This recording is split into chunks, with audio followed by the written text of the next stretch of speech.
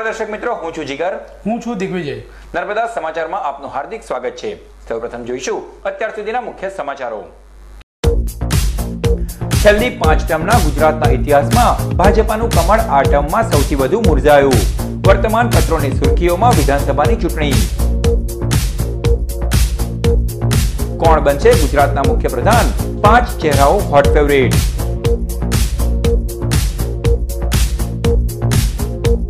ભરૂચના ભાજપાના 3 ધારાસભ્યો પૈકી કોને મળશે મંત્રી પદું? સૌની નજર।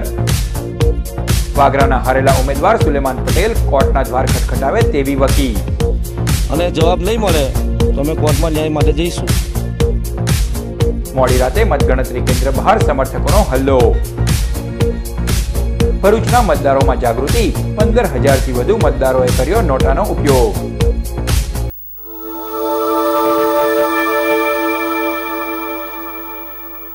તો દર્શક મિત્રો, આજના સમાચારની આપણે શરૂઆત કરીશું। એમાં આજના બુલેટિનમાં આપણે વાત કરીશું ગુજરાત વિધાનસભાના ઇતિહાસની। સમાચાર પત્રોમાં આજે ગુજરાત વિધાનસભાની ચૂંટણીને કઈ રીતે મૂલવી, સમાચાર પત્રોએ કયા ટાઇટલ લીધા હતા તેની, ગુજરાતના મુખ્યમંત્રી બનવા માટે કોણ કોણ દાવેદાર છે તેની, એ ઉપરાંત મંત્રીમંડળમાં કોને સ્થાન મળી શકશે તેની પણ આપણે આજે વાત કરીશું। અને ભરૂચ જિલ્લાની 5 વિધાનસભામાં નોટાને એટલે કે નન ઓફ ધી અબાવને કેટલા મત મળ્યા તેની। તો શરૂ કરીશું આપણે ગુજરાત વિધાનસભાના ઇતિહાસથી। દિગ્વિજય પ્રકાશ પાસે ગુજરાત વિધાનસભાનો ઇતિહાસ। જીગર, જે ગુજરાત વિધાનસભાની વાત કરીએ, છેલ્લી 5 ટર્મની વાત કરીએ, આપણે 1998થી વાત કરીએ તો 1998થી 2017 સુધીમાં ભારતીય જનતા પાર્ટી સતત જીતતું આવ્યું છે।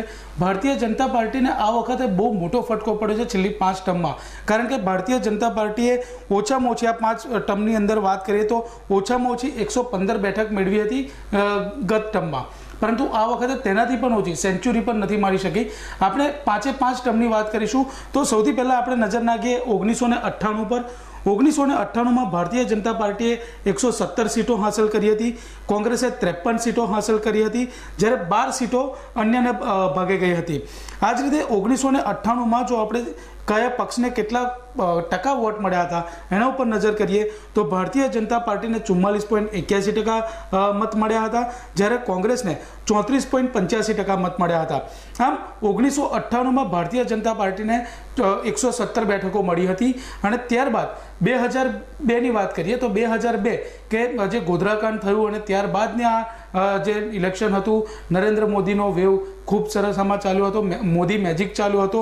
તો 2002ની વાત કરીએ તો આપણે આંકડા પર નજર નાખીએ તો 2002માં ભારતીય જનતા પાર્ટીએ ઐતિહાસિક કહી શકાય એવી 127 બેઠકો મેળવી હતી, જ્યારે કોંગ્રેસે 51 જ બેઠક મેળવી હતી, જ્યારે અન્યને ભાગે 4 બેઠકો ગઈ હતી। 2002માં પર્સન્ટેજ જોઈએ તો 2002માં ભારતીય જનતા પાર્ટીને 49.85% મતો મળ્યા હતા, કોંગ્રેસને 39.28% મતો મળ્યા હતા। 2002માં ગોધરાકાંડ બાદ જે હિન્દુત્વનો લહેર ચાલી હતી અને તેની અંદર ભારતીય જનતા પાર્ટીએ ઐતિહાસિક 127 બેઠકો મેળવી હતી।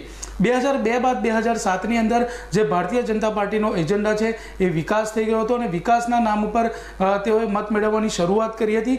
2007માં પણ મોદી મેજિક ચાલ્યો હતો। 2007ની વાત કરીએ આપણે તો 2007માં ભારતીય જનતા પાર્ટીને 117 બેઠકો મળી હતી, કોંગ્રેસને 59 બેઠકો મળી હતી, જ્યારે અન્યને ભાગે 6 બેઠકો ગઈ હતી।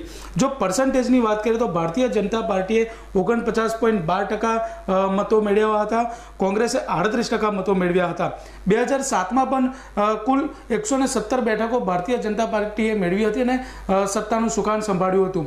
ત્યારબાદ 2012માં પુનઃ એક વખત નરેન્દ્ર મોદીએ વિકાસના નામે લોકો પાસે મતો માંગ્યા હતા અને 2012માં પણ ભારતીય જનતા પાર્ટીએ જ સત્તા હાંસલ કરી હતી। 2012 ઉપર આપણે જો એક નજર કરીએ તો ભારતીય જનતા પાર્ટીના ભાગે 115 બેઠકો ગઈ હતી, જ્યારે કોંગ્રેસના ભાગે 61 બેઠકો અને અન્યના ભાગે 2 બેઠકો ગઈ હતી। પર્સન્ટેજ ઉપર જો આપણે નજર કરીએ તો ભારતીય જનતા પાર્ટીએ 47.80% મતો મેળવ્યા હતા, જ્યારે કોંગ્રેસે 38.93% મતો મેળવ્યા હતા। 2012 બાદ 2014ની લોકસભાની ચૂંટણીમાં નરેન્દ્ર મોદીએ વડાપ્રધાન તરીકેના ઉમેદવાર બન્યા હતા અને તેઓએ જંગી બહુમત મેળવી વડાપ્રધાન પદ હાંસલ કર્યું હતું. પરંતુ વડાપ્રધાન બન્યા બાદ જે ગુજરાતની અંદર ડેમેજ કંટ્રોલ થવો જોઈએ, જે સંગઠનાત્મક શક્તિ વધવી જોઈએ, તેનો ક્યાંક ને ક્યાંક અભાવ જોવા મળી રહ્યો હતો અને તેના કારણે તેનો સીધો ફટકો આ 2017ની ચૂંટણીમાં પડ્યો છે.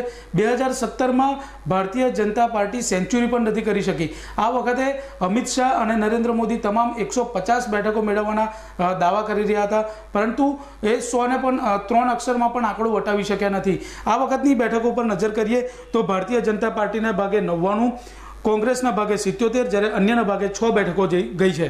આ વખતે પણ પર્સન્ટેજ ઉપર જો આપણે નજર કરીએ તો ભારતીય જનતા પાર્ટીને 49.1%, કોંગ્રેસને 41.1% મતો મળ્યા છે. જો 1998થી લઈને અત્યાર સુધીના પર્સન્ટેજોના વાત કરીએ, પર્સન્ટેજના રેશિયોની વાત કરીએ તો ભારતીય જનતા પાર્ટીને મળનાર મતોમાં સતત વધારો થયો છે.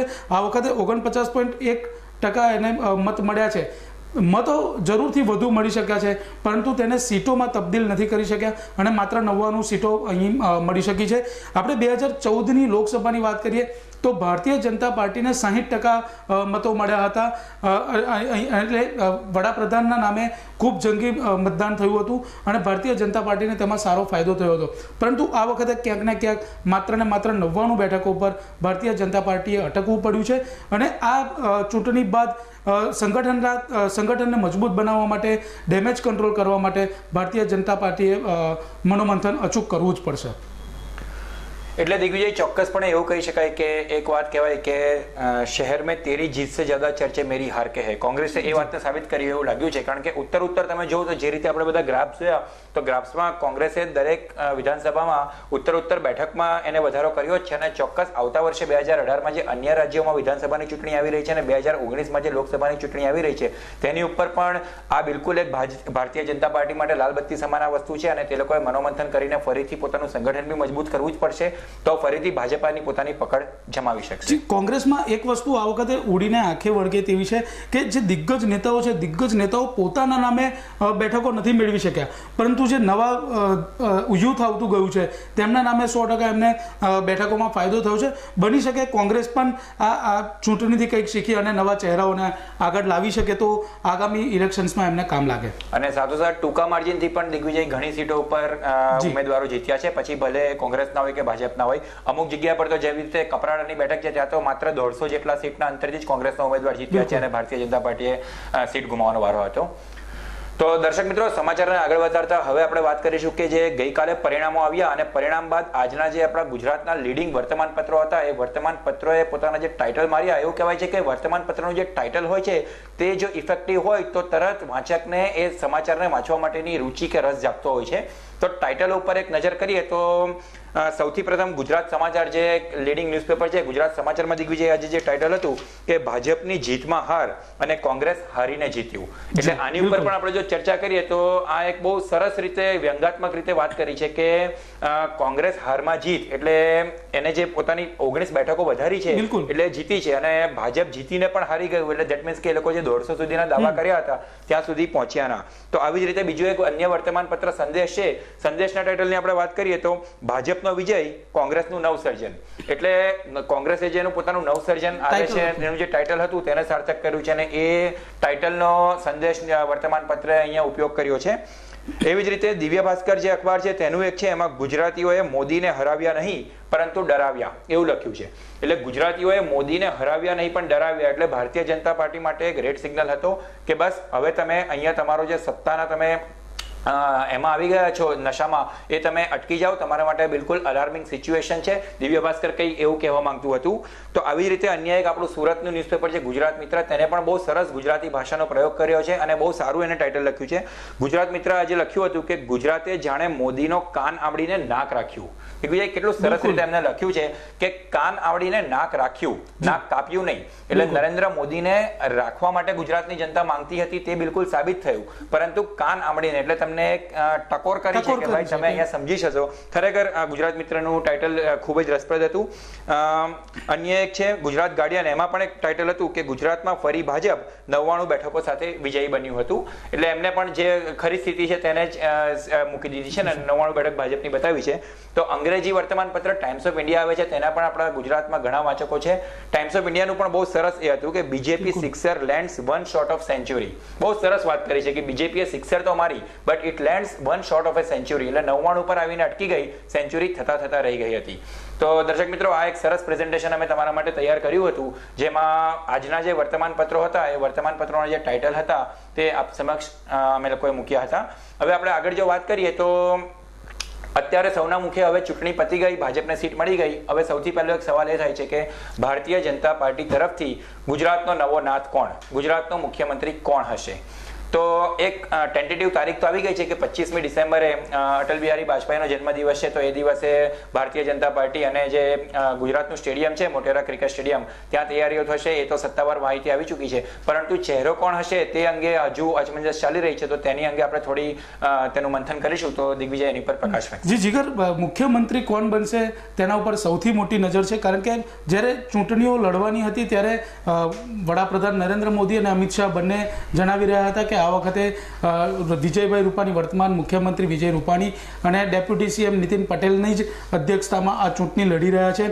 પરંતુ હવે જે બેઠકો મળી છે તેના આધારે નક્કી મુખ્યમંત્રીનો ચહેરો કોને બનાવવો કે જેથી કરીને રાજ્ય ઉપર નરેન્દ્ર મોદી પછી કોણ, એનો સૌથી મોટો આ પ્રશ્ન છે. તો એ કયો ચહેરો હશે તેના ઉપર સૌની નજર મંડાય છે. પણ હાલ જે આપણી પાસે ઇનપુટ્સ આવી રહ્યા છે તે મુજબ મુખ્યમંત્રી તરીકે વર્તમાન મુખ્યપ્રધાન વિજય રૂપાણીનું નામ ચાલી રહ્યું છે, કારણ કે તેઓ મોદીની ગુડ ડાયરીમાં છે અને તો કદાચ તેમને રિપીટ કરી શકાય. સૌથી પ્રબળ દાવેદાર તરીકે વિજય રૂપાણીનું નામ ચાલી રહ્યું છે. બિલકુલ પ્રબળ દાવેદાર વિજય રૂપાણી છે. અને જેમ કહ્યું કે ચૂંટણી એમના નામે જ લડ્યા હતા ગુજરાતની ચૂંટણીઓ, તો એ બની શકે છે. તો બીજું નામ આવે જે ગયા વખતે જેમને ડેપ્યુટી સીએમ મુખ્યમંત્રી તરીકે લગભગ નક્કી હતું, પરંતુ અંતિમ ક્ષણોએ ડેપ્યુટી સીએમ બનાવવામાં આવ્યા, નીતિન પટેલનું નામ પણ ચાલી રહ્યું છે. કારણ કે ગુજરાતની અંદર પાટીદાર ફેક્ટર ખૂબ મોટું કામ કરી રહ્યું છે. પાટીદાર ફેક્ટરને કરવા માટે કદાચ નીતિન પટેલને મૂકી શકે. તો ત્રીજો જે ચહેરો આવી રહ્યો છે તે નરેન્દ્ર મોદીના ખૂબ અંગત અને તેના ઉપર વિશ્વાસ રાખતા એવા મનસુખ માંડવિયા. હાલ તેઓ લોકસભાના કેન્દ્રીય મંત્રી છે અને તેઓ મનસુખ માંડવિયાનું પણ એક નામ આવી રહ્યું છે. માત્ર ને માત્ર નરેન્દ્ર મોદીની ગુડ ફેથ, ગુડ ડાયરીમાં, ગુડવિલમાં એમનું નામ હોવાના કારણે મનસુખ માંડવિયા બની શકે છે. તો અન્ય એક સંગઠનને જેમ મજબૂત બનાવવું હોય તો ભારતીય જનતા પાર્ટી તરફથી પુરુષોત્તમ રૂપાલા સંગઠનની તેઓનામાં ખૂબ મોટી પકડ છે. હાલ તેઓ કેન્દ્રીય પ્રધાન છે, પરંતુ જે યુવાઓ છે તેમને આકર્ષિત કરવામાં અને ભાજપના સંગઠનને મજબૂત બનાવવા તેમનો મોટો રોલ હોઈ શકે, જેથી પુરુષોત્તમ રૂપાલાનું નામ પણ મુખ્યમંત્રી તરીકે આવી રહ્યું છે આપની પાસે. પરંતુ અન્ય તેમના પછી એક મોટું નામ છે સ્મૃતિ ઈરાની. જો મહિલાને મુખ્યમંત્રી પ્રધાન તરીકે બનાવે તો સ્મૃતિ ઈરાની પર કળશ ઢોળાઈ શકે તેમ છે. સ્મૃતિ ઈરાની આમ પણ ગુજરાતી છે અને તેઓ પણ જે ડેમેજ કંટ્રોલ કરવામાં માહેર ગણાય છે, જેથી સ્મૃતિ ઈરાનીને પણ મુખ્યપ્રધાન બનાવી શકે છે. પરંતુ હાલમાં સત્તાવાર કોઈ જાહેરાત કરવામાં આવી નથી. પ્રબળ દાવેદારોમાં વિજયભાઈ રૂપાણી અને નીતિન પટેલ માનવામાં આવી રહ્યા છે, પરંતુ જો મુખ્યમંત્રીમાં કોઈક નવો ચહેરો મૂકવામાં આવે તો અન્ય ચહેરાઓ પણ છે, પરંતુ એ સ્પષ્ટ જ્યારે જાહેરાત થાય ત્યારબાદ જ થઈ શકશે. ખૂબ ખૂબ આભાર દિગ્વિજય. હવે અન્ય વાતો ચૂંટણીને લગતી કરીએ એ પૂર્વે ગતરોજ ભરૂચ વિધાનસભાની જે ચૂંટણીની મતગણતરીની પ્રક્રિયા કેજે પોલિટેકનિક કોલેજ ખાતે સંપન્ન થઈ હતી, ત્યારબાદ રાત્રે જે એક આખો પોલિટિકલ ડ્રામેટિકલ સીન સર્જાયો હતો તે અંગે થોડી જો વાત કરીએ તો વાગરાના કોંગ્રેસ બેઠક પરથી સુલેમાન પટેલ જે ઉમેદવાર નજીવા માર્જિનથી કહી શકાય એવી રીતે લગભગ 2300-2400 મતથી હારી ચૂક્યા હતા, તેઓએ ચૂંટણી કમિશનને પરિણામો આવ્યા બાદ અરજી કરી હતી કે મારે ફરીથી રીકાઉન્ટિંગ કરાવવું છે. અને આખો એક ત્યાં સીન ક્રિએટ થયો હતો કે એમના બધા જે ટેકેદારો હતા વાગરાની અલગ અલગ ગામોમાંથી ત્યાંથી બધા ટ્રકો ભરીને કેજે પોલિટેકનિક પર ધાડા ઉતરી આવ્યા હતા અને રાત્રે થોડું વાતાવરણ તંગ પણ બન્યું હતું. પરંતુ કાયદો અને વ્યવસ્થાની પરિસ્થિતિને ભરૂચ જિલ્લા પ્રશાસને બહુ સારી રીતે સાચવી લીધી હતી અને થોડું સમજાવટથી અને એવી રીતે આખો જે સિચ્યુએશન બગડતી હતી ડેમેજને બિલકુલ કંટ્રોલ કરી લીધો. અને સુલેમાન પટેલને એવું કહ્યું હતું કે તમારે આ વસ્તુની જો માંગણી કરવી હોય તો તમે કોર્ટની રાહે જઈ શકો છો. અને અંતે સુલેમાન પટેલે મીડિયા સમક્ષ આવીને જે કંઈ એમને કહેવું હતું તેમની પ્રતિક્રિયા કંઈક આ શબ્દોમાં આપી હતી. આપણે એ લોકોને લેખિત વાંધો આપેલો હતો એમાં 10 વોટની જે ભૂલ છે 592, એટલે એવું કહે છે કે અમારા ઓફિસરની ભૂલ થઈ હશે, એના હિસાબથી વીવીપેટમાં 591 મત છે અને ઈવીએમ મશીનમાં 601 મત છે. આ વાત કરીને એમને ખાલી એનું કાઉન્ટિંગ કરેલું હતું. પછી જ્યારે એ લોકોએ જજમેન્ટની કોપી અમે માગી રિઝલ્ટની, તો રિઝલ્ટની કોપીમાં આંકડામાં ફેર આવે છે, મતલબ સબ ટોટલ મેચ થતું નથી. એટલે એના માટે મઠામણ થઈ રહેલી છે, પણ 12 માણસો વધારે છે એટલે ઈવીએમમાં ગરબડો કરેલી છે, આંકડામાં ટોટલ બેસતું નથી, એટલે સમય પસાર કરી રહેલા છે. મને ન્યાય નહીં મળે તો અમે કોર્ટમાં જઈશું. અને રીકાઉન્ટિંગ કરાવવા, હા, રીકાઉન્ટિંગને અમે અરજી કરેલી છે, હમણાં રીકાઉન્ટિંગ માંગણી કરેલી છે. હજુ જવાબ આપ્યો નથી, અમને જવાબ આપવાની ખાતરી આપેલી છે, જવાબની અપેક્ષા રાખીએ છીએ અને જવાબ નહીં મળે તો અમે કોર્ટમાં ન્યાય માટે જઈશું.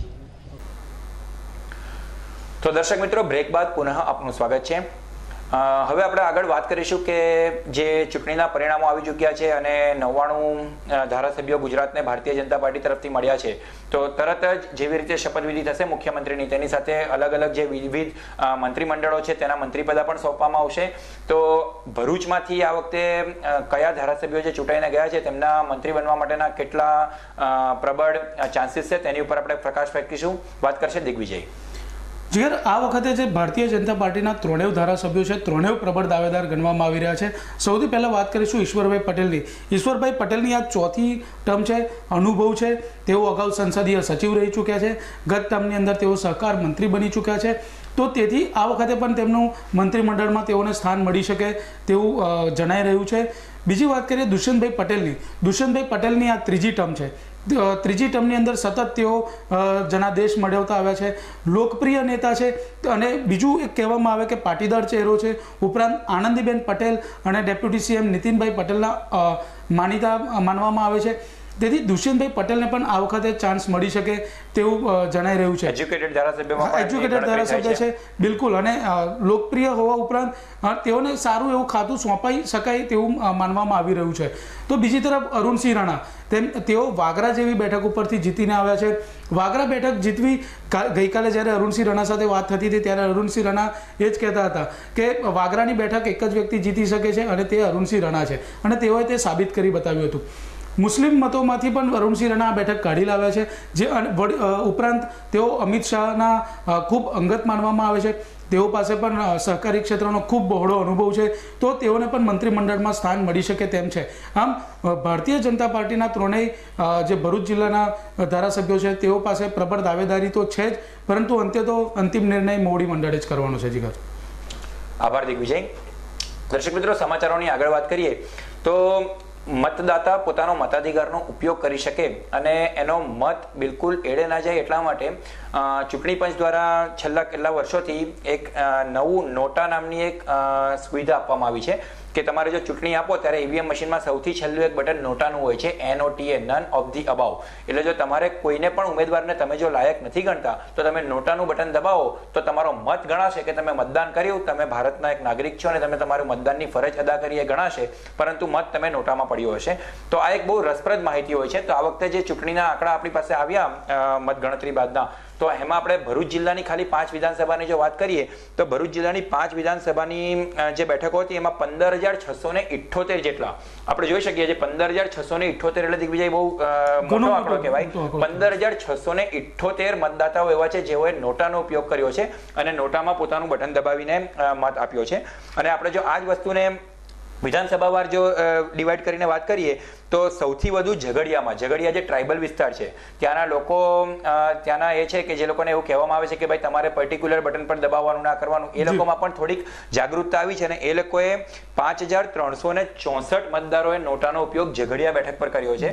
આમાં એક વસ્તુ એ પણ સંકેત થાય કે ત્યાં કદાચ કોઈકના ડરથી કે એવી રીતે મતદારો જે હોય તે મતદાન મથક લગીને જતા હોય અને પછી અંદર એ લોકોએ મત ના આપવો અને નોટાનો ઉપયોગ કરીને બહાર નીકળ્યા હોય તો એ વસ્તુ અહીંયા સંભાવના બની શકે કે એ લોકોએ કરીને બહુ સારું એવી એમની જાગૃતતા બતાવી છે. એના ત્યારબાદ ભરૂચ વિધાનસભાની જો વાત કરીએ તો ભરૂચ બેઠક પર 2,059 મતદારોએ નોટાનો પ્રયોગ કર્યો છે. જ્યાં દુષ્યંતભાઈ અને જયેશભાઈ વચ્ચે સીધો જંગ હતો.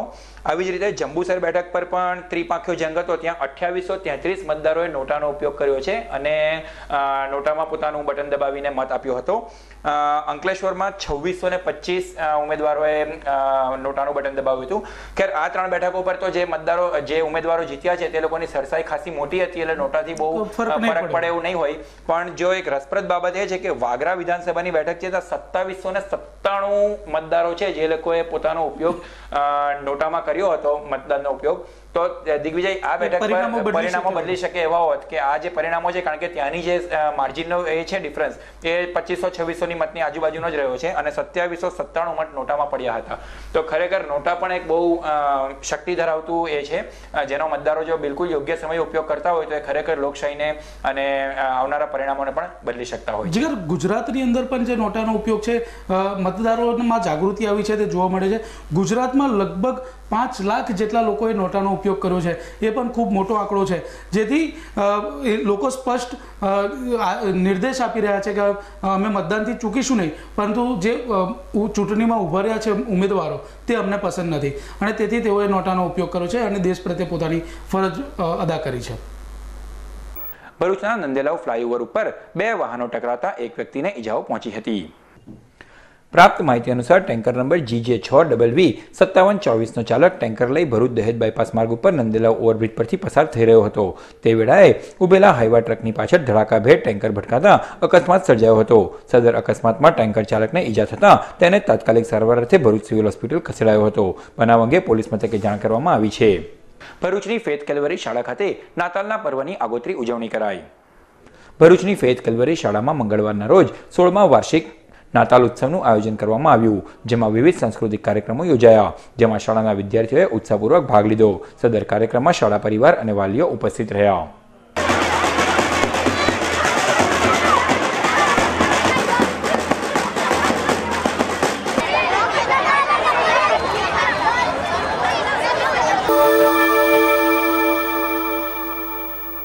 તો રજા લેતા પૂર્વે અત્યાર સુધીના મુખ્ય સમાચારો પર ફરી એક નજર કરી લઈએ. છેલ્લી 5 ટર્મના ગુજરાતના ઇતિહાસમાં ભાજપાનું કમળ આ ટર્મમાં સૌથી વધુ મુરઝાયું. વર્તમાન પત્રોની સુર્ખીઓમાં વિધાનસભાની ચૂંટણી. કોણ બનશે ગુજરાતના મુખ્યપ્રધાન? 5 ચહેરાઓ હોટ ફેવરિટ.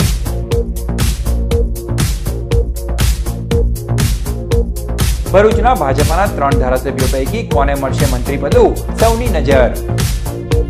વાગરાના હારેલા ઉમેદવાર સુલેમાન પટેલ કોર્ટના દ્વાર ખટખટાવે તેવી વકી. અને જવાબ નહીં મળે તો અમે કોર્ટમાં ન્યાય માટે જઈશું. મોડી રાતે મતગણતરી કેન્દ્ર બહાર સમર્થકોનો હલ્લો. ભરૂચના મતદારોમાં જાગૃતિ. 15,000થી વધુ મતદારોએ કર્યો નોટાનો ઉપયોગ. તો દર્શક મિત્રો, આ હતા આજના નર્મદા સમાચાર. વધુ સમાચારો સાથે ફરી મળીશું. જોતા રહો નર્મદા સમાચાર. નમસ્કાર.